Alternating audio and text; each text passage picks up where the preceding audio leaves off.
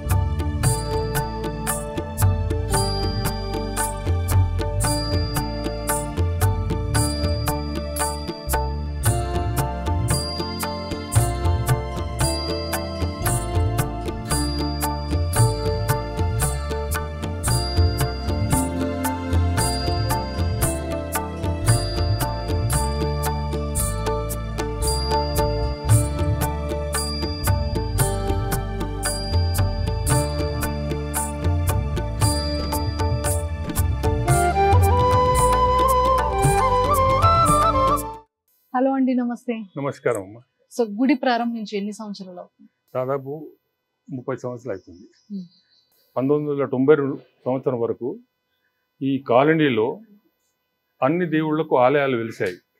కానీ బ్రహ్మంగారికి ఆలయం లేనందువల్ల అన్ని కులాలకు మతాలకు చెందిన వారి బ్రహ్మంగారి భక్తులు వాళ్ళు బ్రహ్మంగారి ఆరాధన గురించి ఏమన్నా చేయాలనుకుంటే కూడా ఇక్కడ స్థానికంగా ఉన్న వెంకటేశ్వర స్వామి దేవాలయంలోకి వెళ్ళి హరికథలు, బుర్రకథలు అటువంటి చేసేవాళ్ళు. చేసి వాళ్ళందరూ ఒక సమూహంగా ఏర్పడి స్వామివారితో ప్రేరితం కాబడి స్వామివారికి ఇంత పెద్ద కాలనీలో ఒక ఆలయం కట్టుకుంటే ఎంత బాగుంటుందనే ఉద్దేశంలో వాళ్ళందరూ సామూహికంగా నిర్ణయించుకొని ఈ ఎల్ఐజి ఫ్లాట్ స్థలంలో అప్పుడు ఈ గుట్టలు, చెట్లు, ముళ్ళ కంపలతో దుర్భేద్యమైనటువంటి ప్లేస్ ఇది. వాళ్ళందరూ తమ శ్రమ ఓర్చి ఇక్కడ చదును చేసి ఇక్కడ ఒక దేవాలయం కడదామని చెప్పి ఇక్కడ ఆలయ పూజారి నాగేశ్వరరావు గారు, వారు స్వతహా శిల్పి కూడా, వారికి అభ్యర్థించి స్వామివారి ఓ విగ్రహం తయారు చేయించి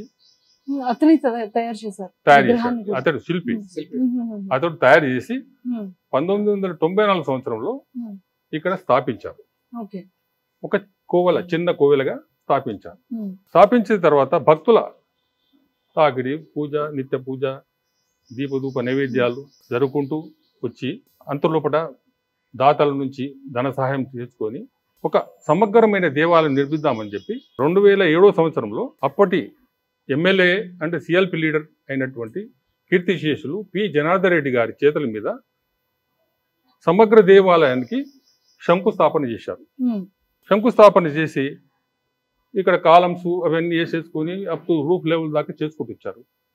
అప్పుడు 2009లో పామర్తి బాలకోటేశ్వరరావు గారని ఒక దాత, మహాదాత, వారు మొత్తం ఫస్ట్ ఫ్లోర్ స్లాబ్ను వాళ్ళే అతని ధన సహాయంతో, ఆయన స్వయాన ఇంజనీరు, ఆయన మంచి ఒక కంపెనీ నడిపేవాడు, వారు మొత్తం వేశారు. వేసి అయిన తర్వాత కాలక్రమేణా ఈ స్లోగా డెవలప్ చేసుకుంటూ వస్తున్నాము. తర్వాత మేజర్గా 2018లో అప్పటి వరకు ఏం చేశామంటే ఫస్ట్ ఈ స్లాబ్ వేసిన తర్వాత ఇక్కడ స్వామివారికి గర్భగుడి, అర్ధమండపము అప్ టు రూఫ్ లెవెల్ దాకా కాలమ్స్ వేసి వదిలిపెట్టాం. చాలా డబ్బు కోసం వెయిట్ చేశాం. అప్పుడు 2018లో జాపాల విశ్వేశ్వరరావు గారిని, గుజ్జల్లపూడి పరమేశ్వరరావు గారిని, వీరు మహాదాతలు డబ్బులు చాలా సమకూర్చి ఈ 2వ ఫ్లోర్ స్లాబ్ వేపించారు. వేపించి ఈ గర్భగుడులు శిఖరాలు అన్నీ కంప్లీట్ చేసే అవకాశం కల్పించాలి. తర్వాత ఏమైందంటే కొద్ది రోజులకు ఇక్కడ ఈ మన ధ్వజస్తంభ ప్రతిష్ట 2018లో ఇవన్నీ కన్స్ట్రక్షన్ చేశాము. చేసిన తర్వాత 2019లో విగ్రహ ప్రాణ ప్రతిష్ఠ చేశాం. 2021లో ధ్వజస్తంభం ప్రతిష్ఠింపజేశాం. చేసిన తర్వాత దేవాలయం భక్తులతో కలకల్లాడుతూ జరుపుకుంటూ పోతున్నది. ఇంకా చేయవలసిన చాలా పనులు ఉన్నాయి. దానికోసమని దాతలు ఎవరైతే 5 లక్షలు అంతకన్నా ఎక్కువ ఇచ్చే వాళ్ళతోని ఒక ట్రస్ట్గా ఏర్పాటు చేశాం. డెవలప్మెంట్ కోసం డబ్బులు అవసరం ఉంది. ఒక ట్రస్ట్గా ఏర్పడి దాదాపు ఒక 50-60 లక్షలు సమకూర్చుకొని మిగతా పనులు ఈ ఫ్లోరింగు, గ్రానైట్ ఫ్లోరింగు, ఈ స్తంభాల సుందరీకరణ, సాలారం, ఈ సాలారం అంటే కూడా ఈ శిల్పకళతో కూడుకున్న సాలారం, ముందు మెట్లు, వెనక 2వ అంతస్తు స్లాబు అవన్నీ చేసేసుకొని ఇక్కడ పక్కకు నవగ్రహ నాగపంచముల యొక్క దేవాలయం, సుబ్రహ్మణ్యేశ్వర దేవాలయం అవన్నీ కట్టుకోగలిగాం. ఇంతవరకు ఈ స్థితికి తీసుకొచ్చాం. ఇది చరిత్ర. సార్, టెంపుల్ చరిత్ర అయితే మా అందరికీ తెలిసిపోయింది. అంటే ప్రతి ఒక్కొక్క చెయ్యి కష్టం అని అర్థమైంది. ప్రతి ఒక్క ఇటుకని పేర్చి గుడి కట్టారని అయితే మాత్రం క్లియర్గా క్లారిటీ వచ్చేసింది.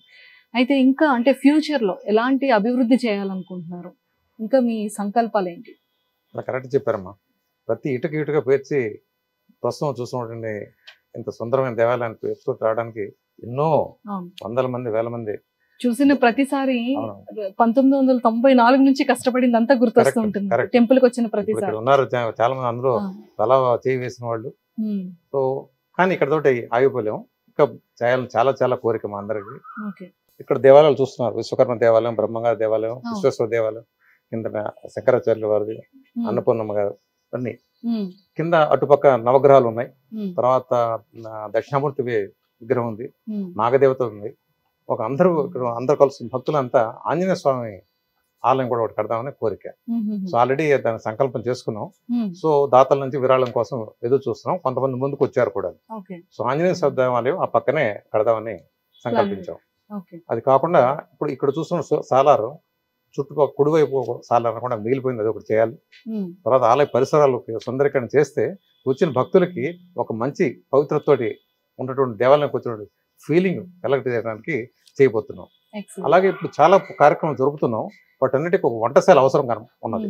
వెనక ఖాళీ స్థలంలో ఒక వంటశాల లాగా ఏర్పాటు చేద్దామని ఆల్రెడీ మెట్లు పక్కన టాయిలెట్ బ్లాక్స్ అవన్నీ కట్టేశారు.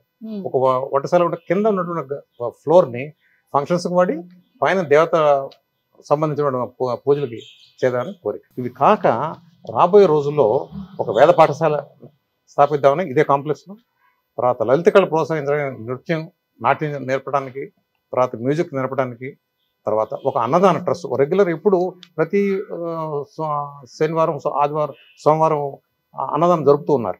దాన్ని ఒక రెగ్యులర్ చేయడానికి ఒక అన్నదాన ట్రస్ట్ సెపరేట్గా ఫామ్ చేస్తే దానికి సెపరేట్గా దాతలు వచ్చి విరాళాలు ఇస్తారు. దానికి ఒక రెగ్యులర్ జరుగుతుంది, నిత్య అన్నదానం చేద్దామని ఒక కోరిక. దానికి సెపరేట్ ఒక అన్నదాన ట్రస్ట్ చేద్దామని. అలాగే పేద విద్యార్థులు, ఒక కుల మతానికి సంబంధం లేకుండా పేద విద్యార్థులు ఎవరికైనా కానీ వాళ్ళ విద్యకి మనం చేయూతను అందిద్దామని కోరిక. దానికోసం ఒక నిధి ఏర్పాటు చేసి పేద విద్యార్థులకి వాళ్ళకి డబ్బులు కానీ పుస్తకాలు కానీ కాలేజ్ చేద్దామని కోరిక. కోరికలు చాలా ఉన్నాయి. వీటన్నిటి కూడాను ప్రజల నుంచి, భక్తుల నుంచి విరాళాలు సేకరించాలి. జరుగుతాయి. ఆయన భగవత్ సంకల్పం, మనం చేసేదే లేదు. మనం ఓన్లీ ఇన్స్ట్రుమెంటల్. అంటే మీ మాటల్లో తెలుసుకోవాలని ఉంది. వీరబ్రహ్మం గారు అనగానే ప్రతి ఒక్కరికి గుర్తొచ్చేది అతను కంప్లీట్ గా కాలాన్నే రచించారు, కాలాన్నే రాశారు అని. మన గుళ్ళో జరిగిన ఏమైనా సరే అంటే ఒక మిరాకిల్స్ ఏమైనా చెప్పగలుగుతారా? మీ నిజ జీవితంలో జరిగిన మిరాకిల్స్ జరిగినాయండి. ఇప్పుడు కొంతమంది భక్తులు వాళ్ళు ఇక్కడ కోరుకున్న కోరికలు వాళ్ళు నెరవేర్చుకొని మళ్ళీ ఆయనకి సేవ చేద్దామనే ఉత్సుకతలు 4-5 జరిగినాయి. మన ప్రథమ పూజారి మేనేజింగ్ ట్రస్ట్ ఈయన నాగేశ్వర గారు, ఆయన ఇంకొద్ది విపులంగా చెప్పగలరు. నమస్తే గురువు గారు. నమస్కారం. ఎలా ఉన్నారు? బాగున్నారా? అంటే నేను తెలుసుకునేది ఏంటంటే మొట్టమొదటి నుంచి అంటే ఈ రోజు ఈ గుడి ఇంత అద్భుతంగా ఉంది అంటే ఫస్ట్ మా గురువు గారే అంటున్నారు అందరూ. సో అంటే ఈ సంకల్పం ఎప్పటి నుంచి ఇంత గట్టిగా పట్టుకున్నారు? అంటే ఇది నా ప్రతిభం కాదండి. శ్రీమద్ విరాట్ పొట్లూరి వీరబ్రహ్మేంద్ర స్వాముల వారు ఆయన నాలో నిలబడి కానీ ఈ సమాజంలో విలసిల్లుతూ ఈ గుడిని ఎంత సుందరంగా తీర్చిదిద్దుకోగలిగాడు. అంతేగాని నా ప్రతిభ అంటూ దీంట్లో ఏమీ లేదండి. మీ ప్రతిభ కూడా ఉంది. శిల్పిని అంత చక్కగా అంత అందంగా చెక్కారు. మరి నేను మొట్టమొదటి శిల్పాచారిని, తర్వాత నేను పౌరోహిత్యము, జ్యోతిష్యము, వాస్తు శాస్త్రాల్లో నేను అధ్యయనం చేసి ఈ యొక్క దేవాలయాలు ఎలా కట్టాల్సింది కూడా నాకు అనుభవంలో ఉన్నది. వాటన్నిటి కూడా నాకు ఉన్నాయి కాబట్టి నేను మళ్ళా ప్రజల్లో కూడా నాకు కొంత ఆదరణ ఉంది. ఆ ఆదరణతోటి ఈ యొక్క దేవాలయం నిర్మించడానికి అవకాశం దక్కింది. అంటే చాలా గుళ్ళు కట్టొచ్చు. అంటే వినాయకుని గుడి అనుకోవచ్చు, ఆంజనేయ స్వామి అనుకోవచ్చు, లేకపోతే అమ్మవారి గుడి అనుకోవచ్చు, కాశీ విశ్వ అనుకోవచ్చు, అంటే ఏదైనా. కానీ వీరబ్రహ్మం గారిదే ఎందుకు చేయాలనిపించింది? ఇక్కడ వీరబ్రహ్మేంద్ర స్వాముల వారు ఆయన 1608వ సంవత్సరంలో భూలోకంలో ఉద్భవించాడు. ప్రకృతి మాంబ పరిపూర్ణయాచార్య దంపతులకి ఉద్భవించారు.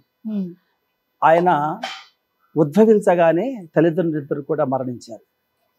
ఆ మరణించేటప్పుడు తల్లిది ఆ యొక్క వీరబ్రహ్మేంద్ర స్వామిని బాల్యంగా ఉన్నప్పుడు అత్రి మహామునికి ఇచ్చేసి, ఓ మహానుభావ ఇతన్ని రక్షించి సంరక్షించే బాధ్యత నీదని చెప్పేసి అత్రి మహామునికి ఇచ్చారనమాట. సరస్వతి నది తీరంలో.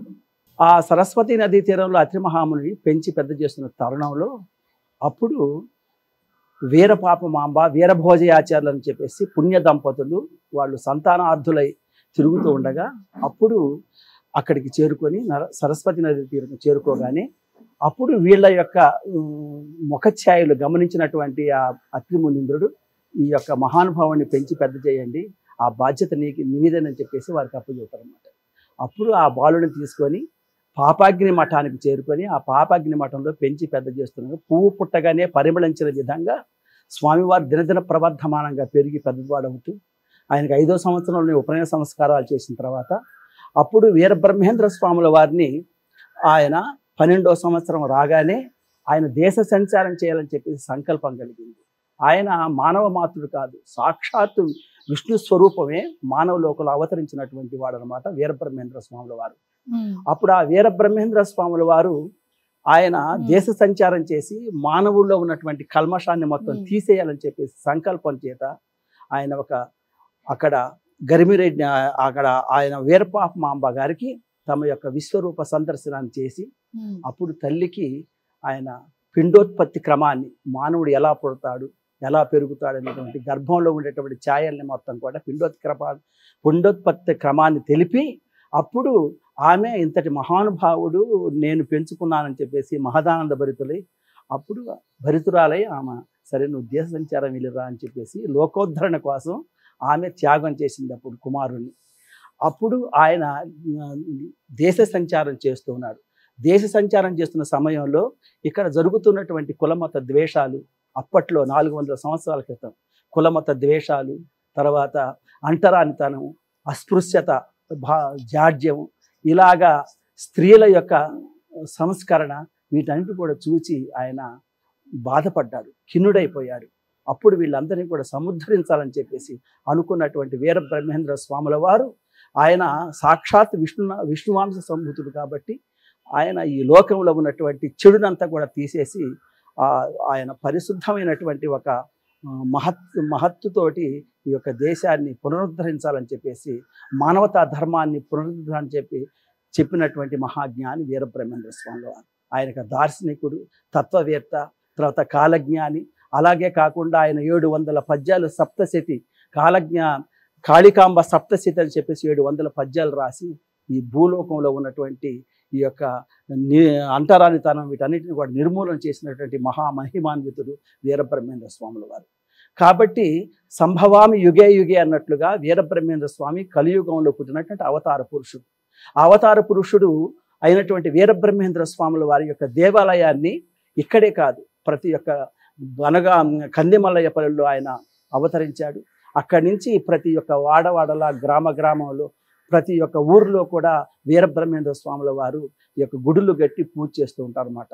ఆయన తత్వవేత్తగా, ఆయన దార్శనికుడుగా, ఆయన అనేకమైనటువంటి శుభాన్ని చేకూర్చడానికి భూలోకంలో అవతరించినటువంటి మానవుడుగా అవతరించినటువంటి శ్రీమన్నారాయణమూర్తి.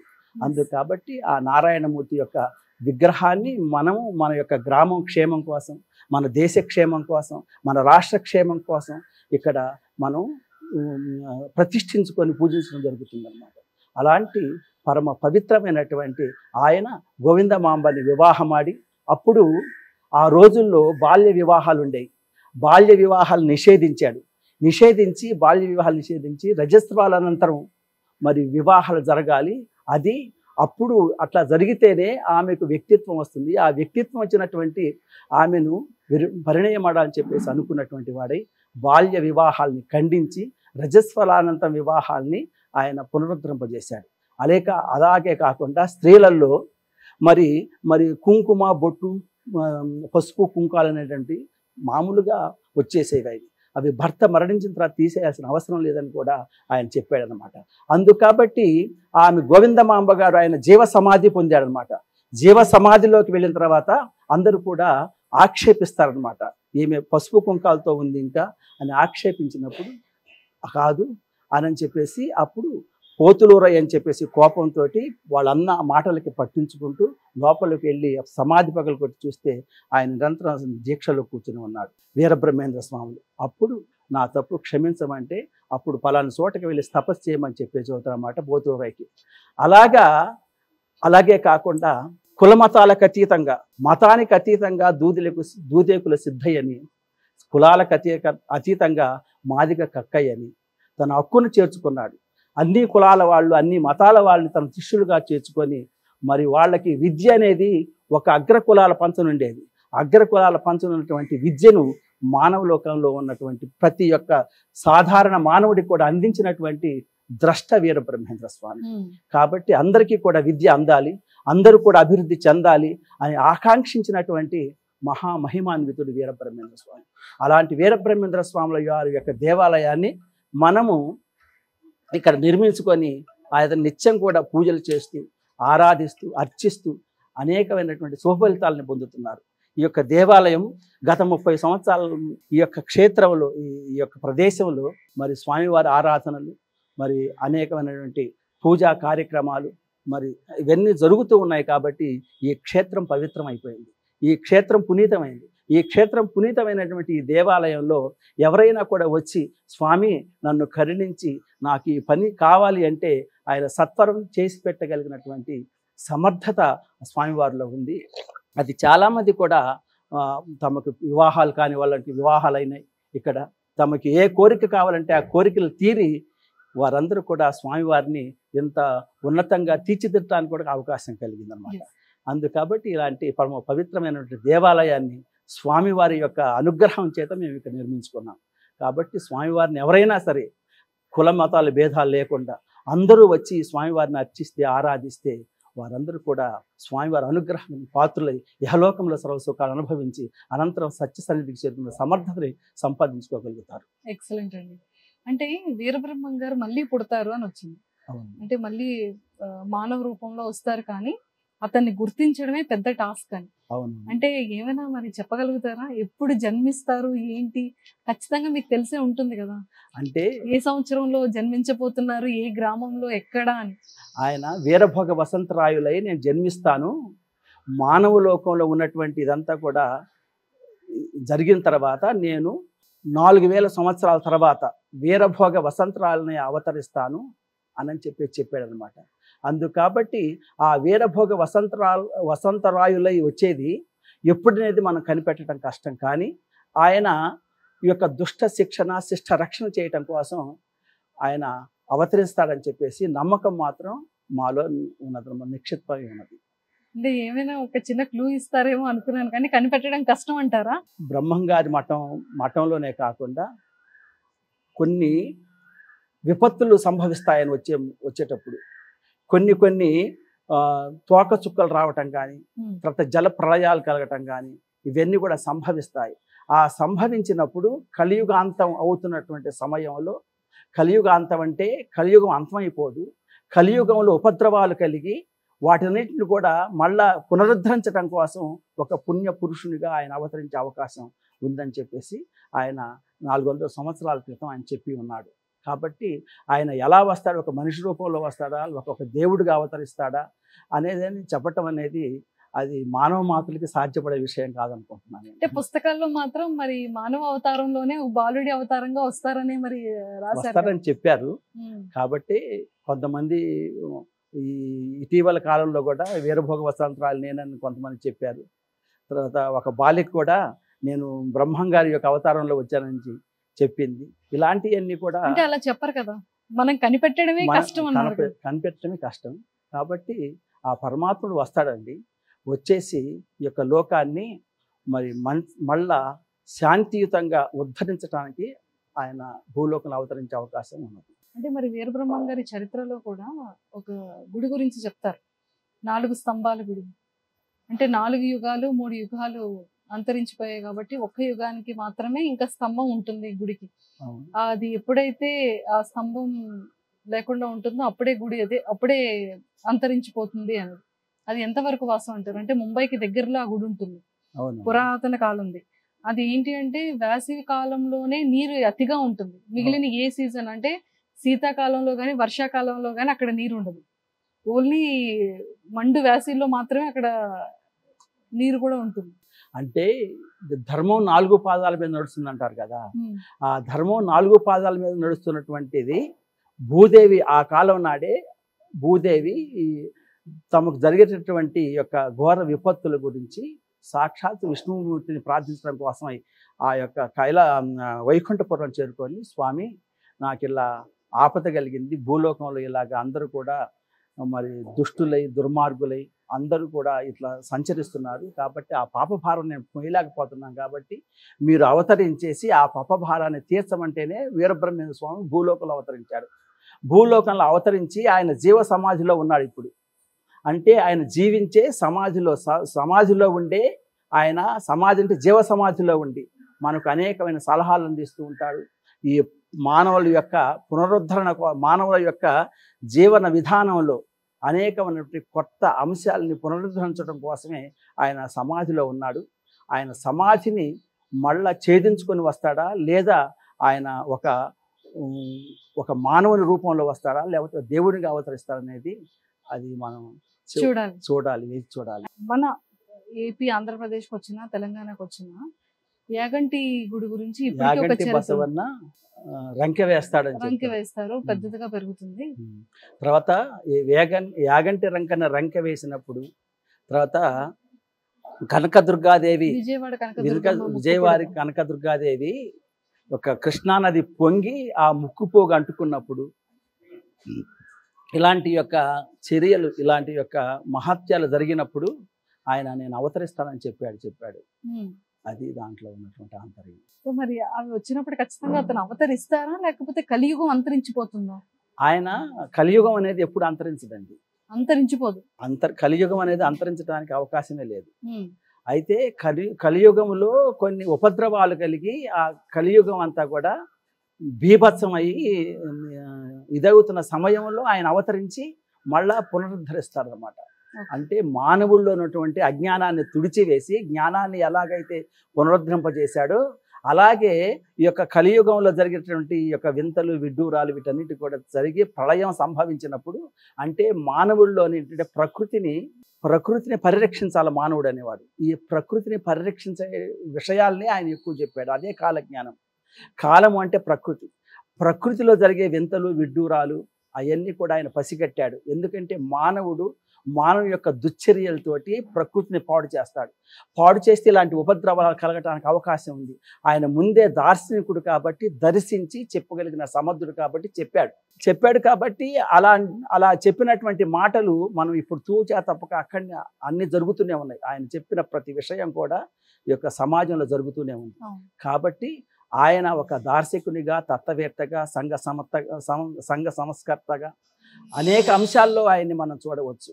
స్త్రీ అభ్యుదయవాదిగా, తర్వాత విద్య అందరికీ అందించేటువంటి విద్యాధికుడిగా అనేక పారిశ్రాలు ఆయన చూడవచ్చు. అంటే ఆయన కాలజ్ఞానం చెప్పిన దానికన్నా కూడా సమాజాన్ని సంస్కరించిన విధానంలోనే ఎక్కువ ముందంజలో ఉన్నాడు శ్రీ వీరబ్రహ్మేంద్ర స్వాముల వారు. అలాంటి వీరబ్రహ్మేంద్ర స్వాముల వారిని మనము ఆయన చేసినటువంటి ఈ పనుల్ని మనం ఆకళింపు చేసుకొని ఆయన చక్కగా ప్రార్థన చేసినా పూజించినా కూడా, ఎందుకంటే ఆ పరమేశ్వరుడు మనకి ఆయురారోగ్యేశ్వరి భోగ భాగ్యాలు సమకూరుస్తున్నమాట. నన్ను సేవించినటువంటి వారు ఎప్పుడు కూడా వారు భక్తితో నన్ను సేవిస్తే వాళ్ళు ఒత్తులై నిలుస్తారు, కాంతివంతులై వెలుగుతారని చెప్పేసి వీరబ్రహ్మేంద్ర స్వామి చెప్పారు. కాబట్టి ఆయన్ని కొలవటమే మనకున్నటువంటి ఈ యొక్క క్షేమదాయకం. అలాగే శ్రీ విశ్వకర్మ భగవాన్ గారి గురించి ఏవైనా ఒక 2 మాటలు. విశ్వకర్మ భగవానుడు అంటే అండి, న భూమి నచలం చైవ నతేజో నచ వాయవ నచ బ్రహ్మ నచ విష్ణు రుద్రస్య తారకాః సర్వశూన్య నిలాలంభం స్వయంభూ విశ్వకర్మణః. అంటే సూర్యుడు లేనప్పుడు, గాలి లేనప్పుడు, అగ్ని లేనప్పుడు, ఆకాశం లేనప్పుడు, అంతా సర్వశూన్యమై ఉన్నప్పుడు విరాట్ విశ్వకర్మ భగవానుడు ఈ యొక్క తనకు తానై ఉద్భవించి, స్వయంభూవుడుగా ఉద్భవించి ప్రపంచాన్ని ఉద్భవింపజేసినటువంటి మహాపురుషుడు శ్రీమద్ విరాట్ విశ్వకర్మ భగవానుడు. విశ్వకర్మ భగవానుడు ఋగ్వేదం మొత్తం కూడా విశ్వకర్మ భగవానుడినే స్తుతించింది. అలాంటి ఋగ్వేదంలో విశ్వకర్మ భగవానుడు చెప్పబడింది. కాబట్టి విశ్వకర్మ భగవానుడు ప్రపంచాన్ని సృష్టించి పోషించి లయింపజేసుకునే సమర్థుడు అనమాట. సృష్టి, స్థితి, లయ, తిరోధాన, అనుగ్రహ కర్మలు కలిగినటువంటి వాడు విశ్వకర్మ భగవానుడు. కాబట్టి అలాంటి విశ్వకర్మ భగవానుడిని ఎవరైతే మరి కృతజ్ఞతాపూర్వకంగా మనకి చెట్లు ఇచ్చాడు, గాలి ఇచ్చాడు, మనకి ఆహారాన్ని అందించాడు, అన్నీ అందించినటువంటి అట్లాంటి మహానుభావుడిని మనం ఎప్పుడైతే నిరంతరం సేవిస్తామో, అర్చిస్తామో, ఆరాధిస్తామో వారికి అందరి దేవతల యొక్క స్వరూపం విశ్వకర్మ భగవానులో ఉంది. కాబట్టి మనకి ధనం కావాలన్నా, మనకి విద్య కావాలన్నా, మనకి ఉద్యోగాలు కావాలన్నా, మన యొక్క పిల్లలు పాపలు చక్కగా జీవన విధానం సాగించాలన్నా ఒక్క విశ్వకర్మ భగవాన్ని పూజిస్తే అందరి దేవతల అనుగ్రహం మన మీద ఉంటుందన్నమాట. ఎందుకంటే అందరి దేవతల యొక్క స్వరూపమే విశ్వకర్మ భగవానుడు. కాబట్టి అలాంటి విశ్వకర్మ భగవానుని ఎవరైతే అర్చిస్తారో, ఆరాధిస్తారో, నిత్యం కూడా సేవిస్తారో వారు ఇహలోక భోగాల్ని పొందడానికి అవకాశం ఉంది. నమస్తే అండి. నమస్కారం అమ్మ. మీ పేరు? నా పేరు శరణాచార్య అండి. ఎన్ని సంవత్సరాలుగా చేస్తున్నారు? దాదాపుగా నేను చేయబట్టి 4.5 సంవత్సరాలు అవుతుందండి. 4.5 years. ఆ స్వామివారి దయ వల్ల అంతా మేలే జరుగుతుంది, అంతా శుభంగా నడుస్తుందండి. ఫస్ట్ అంటే పూజ కార్యక్రమాలు వీటన్నిటి గురించి తెలుసుకునే ముందు తప్పకుండా మీకు చాలా మంది భక్తులు చెప్తూ ఉండుంటారు మాకు ఇలా మిరాకల్ జరిగింది. అలా మీకు తెలిసిన మీ ఖాతాలో ఉన్న ఏదైనా ఒక్క సందర్భం? చాలా మంది మన దేవాలయానికి సంతానం లేదని వస్తూ ఉంటారు.